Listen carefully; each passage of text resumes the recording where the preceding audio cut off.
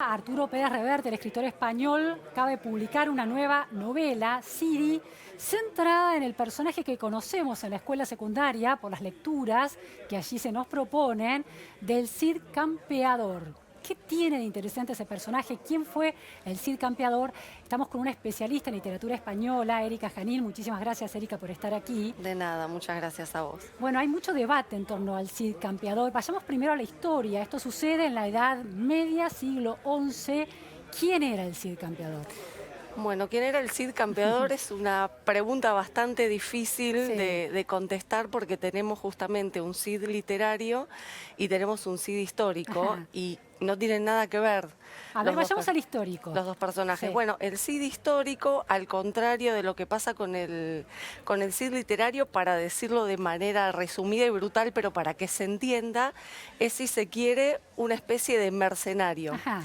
Cuando yo digo que es un mercenario, no lo quiero cargar con tintes negativos, simplemente lo que quiero decir es que es una persona que a veces le tocaba pelear a sueldo y a cambio de, bueno, un dinero, un salario que podía venir incluso del extranjero, del enemigo de su propio territorio o de su propia religión. Digo que no hay que cargarlo de un sentido peyorativo porque trabajaba a cambio de un salario como todos nosotros, Claro. desde una prostituta hasta un médico, hasta una profesora de literatura como soy yo. Y si bien esto por ahí parece chocante en la actualidad, pensar en un guerrero a sueldo, en la Edad Media era algo que solía suceder con cierta frecuencia, sobre todo si nosotros tenemos en cuenta que muchas veces estos nobles dependían del rey. Claro. Y cuando uno se enemistaba con el rey, caía en desgracia, caía, bueno, en lo que se conocía en ese momento como la ira regia, generar el Claro. enojo del rey, a uno no le quedaba más remedio, dado que vivía de eso, de ponerse al servicio Claro. de otro señor para sobrevivir.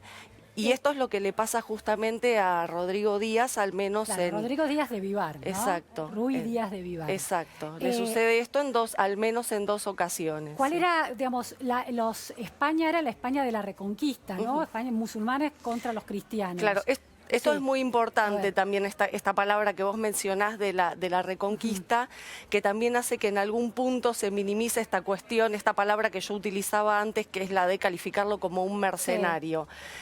Cuando uno habla de Reconquista, por ahí es importante separar la cuestión del espíritu de Reconquista del espíritu de cruzada. A ver. Lo que pasaba mucho en Castilla era que, al contrario de cuando uno piensa en un cantar de gesta que reivindica el discurso de cruzada, que se cruza con, bueno, con lo sagrado, Claro. con Dios, con el bien, acá se peleaba muchas veces con la conciencia de que se estaba enfrentando al otro por el territorio y por los bienes. Y sobre todo cuando uno piensa en lo que sería la clase de nobles que uno puede identificar a la figura del pionero. Estoy pensando en los nobles de clase baja. Sí, sí. Digamos, teníamos una nobleza, por decirlo de alguna manera, aunque no corresponda a la palabra clase, pero no importa, alta, Claro.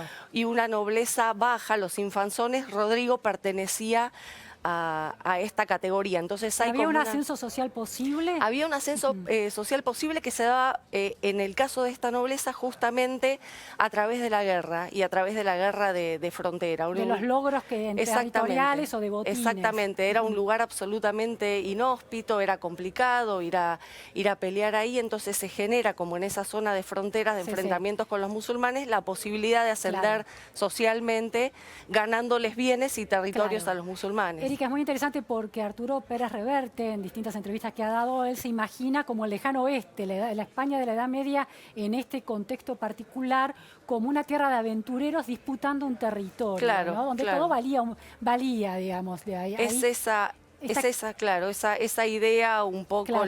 la que está en juego. Los reyes para los cuales trabaja como mercenario Rodrigo Díaz, ¿cuáles fueron? Y estuvo a cargo de varios señores musulmanes, depende con quién le tocaba pelear en el momento Sí. en que correspondía, a veces al servicio de los señores cristianos también, de Alfonso VI, por ejemplo, con que uno hay que pensar todo el tiempo que esto está atravesado también como por relaciones políticas que a veces son circunstanciales. Sí, sí.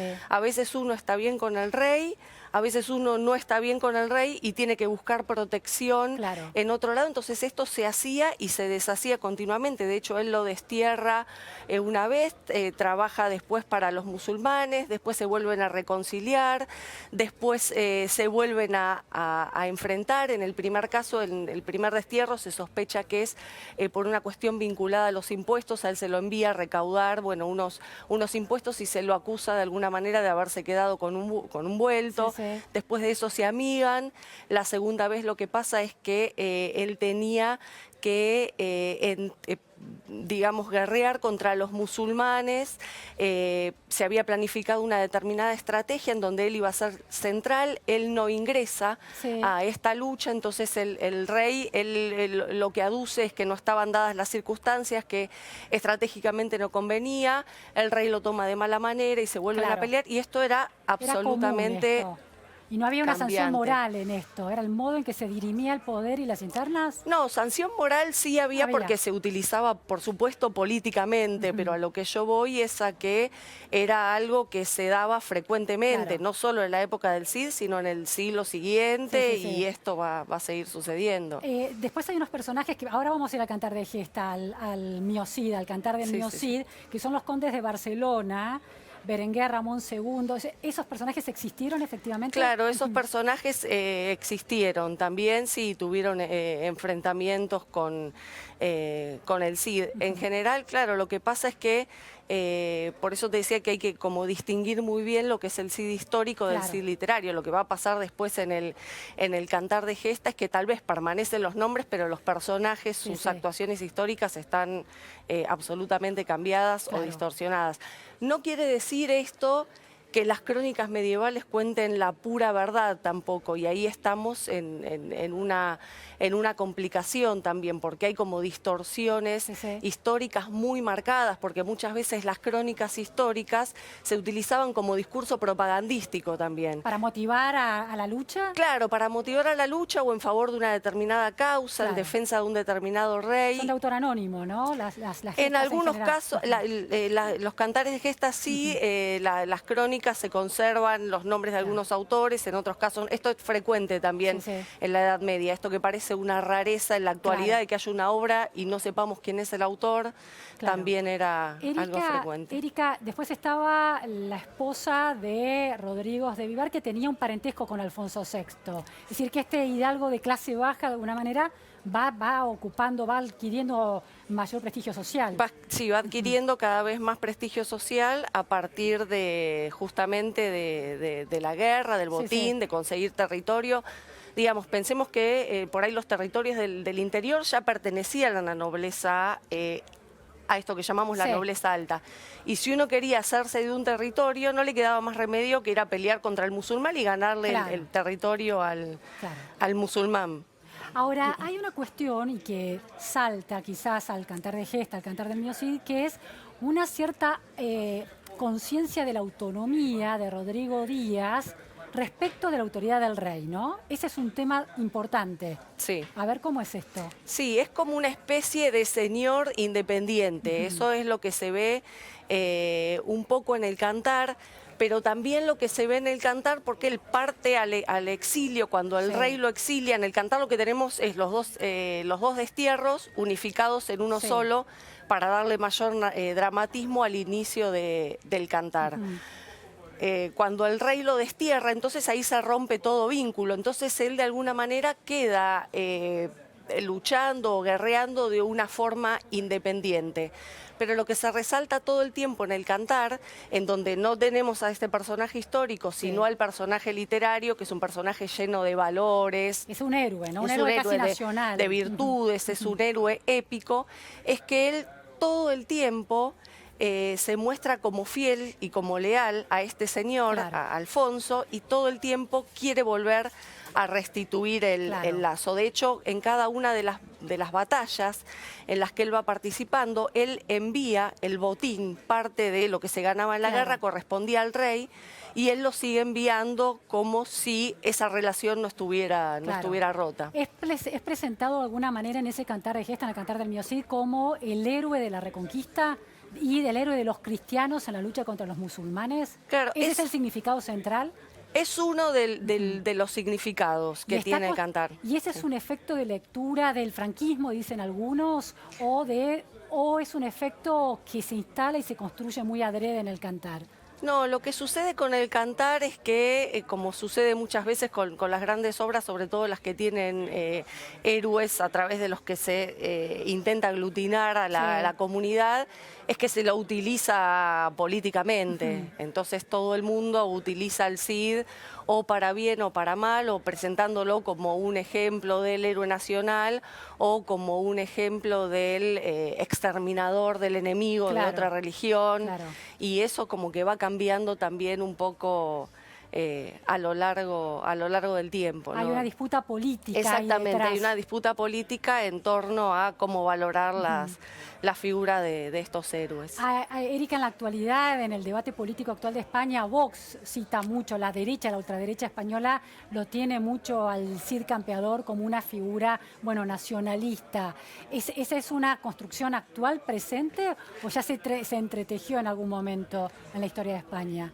No, yo creo que eso sí parte, como te decía recién, de una utilización política como la hizo el franquismo, como se hace actualmente, que bueno, cada uno lo puede distorsionar y lo puede... Son lecturas, eso es lo importante. Una cosa es el texto y otra cosa es la lectura que se establece sobre la base. De hecho, el Cantar de Mío Cid es una lectura de lo que es el Cid histórico, y lo que hace Pérez Reverte también es su lectura. Yo todavía no tuve oportunidad de leer la novela de Pérez Reverte, pero sí me parecía interesante por ahí la relación que hay de él como escritor de esta nueva obra de Cidi, siendo que él fue corresponsal de guerra durante tanto tiempo, ¿no? Porque lo que pasaba mucho en la Edad Media con esta cuestión de los cantares de gesta es que se solía llevar juglares a la guerra, que eran como los que iban cantando después, o en el momento de la guerra o inmediatamente después, las hazañas de estos héroes. Y en este caso estaríamos frente a algo parecido, pero él no decide por ahí relatar cuestiones actuales, sino volver a este guerrero. Ahora, Erika, ¿por qué Rodrigo de Vivar como objeto de un cantar de gesta, o como sujeto y personaje protagonista central de un cantar de gesta que tuvo tanta tradición, y por qué se extendió hasta el presente el peso de esa figura? No, eso pasa generalmente con justamente por esta cosa de construcción del personaje lleno de valores y lleno de virtudes que generan de alguna manera algún tipo de identificación con el lector. Se elige a Rodrigo Díaz. En este caso está como más documentado el personaje, pero por ejemplo si uno va al caso de la chanson de Roldán y uno dice, ahí es más inexplicable todavía, porque ¿quién fue Roldán? Casi que lo único que sabemos es que aparece en una lista dentro de lo que son los hombres de Carlomagno el nombre de este personaje, y a partir de ahí se construye entonces la leyenda que tiene esta particularidad, que es cruzar la historia con el mito, y ahí el personaje entonces adquiere el carácter legendario. Erika, ¿tiene valor literario el Cantar del Mío Cid? ¿Cuál es ese valor literario? Sí, el valor literario para nosotros es muy importante como estudiosos de la literatura, porque es una de las primeras obras en castellano escritas. Entonces a partir de ahí es muy importante, porque es como poder ver, que es lo que nosotros siempre les explicamos a los alumnos en nuestras clases, poder ver los primeros pasos de nuestra lengua. Y de nuestra narrativa. Como lengua literaria. No un latín, sino un derivado histórico latín. Exactamente. Y son textos, en general es bastante común que las lenguas romances tengan como textos fundadores cantares de gesta, porque son justamente los que generan esta cosa como de identidad, de comunidad, de identificación entre los miembros de una determinada comunidad que también se está construyendo. ¿Y cómo se construye esa comunidad? Bueno, dándole un héroe con el cual se puede identificar, que es parte de ese nosotros con el que nos identificamos, y al mismo tiempo creando un otro, que es un enemigo del que hay que defender el territorio al que pertenecemos Sí, una identidad. nosotros. Sí, de alguna manera ese cantar de gesta es clave en la construcción de la identidad española como una identidad unificada. Sí, sí, es clave para... Sí, lo de identidad unificada también es como todo el problema de qué es España. Claro. Es un problema enorme que Sigue tiene, siendo hoy en pero día, sí, claro. claro, décadas de discusión, pero de alguna manera en ese momento funciona como, si se quiere, sí, aglutinante de esta comunidad. Erika, la última cuestión, uno Sí. escucha a los adolescentes que se divierten con el cantar del Mio Cid, la escena del león en la que el Cid campeador se pelea con un león, ¿no? O las hijas, ¿no? Que las hijas son abandonadas por quienes se iban a casar, estos nobles con los que se iban a casar, y es una gran afrenta al Cid. ¿Por qué un adolescente debería leer? ¿Cómo lo tentamos para que disfrute del cantar del Mio Cid? Y para mí es una historia muy entretenida. Primero lo que tiene que es de atrapante son también todos los relatos bélicos. Uno en una narración siempre narra un conflicto. Sí. Y el conflicto, si uno piensa en cuál es el conflicto por excelencia, es una guerra.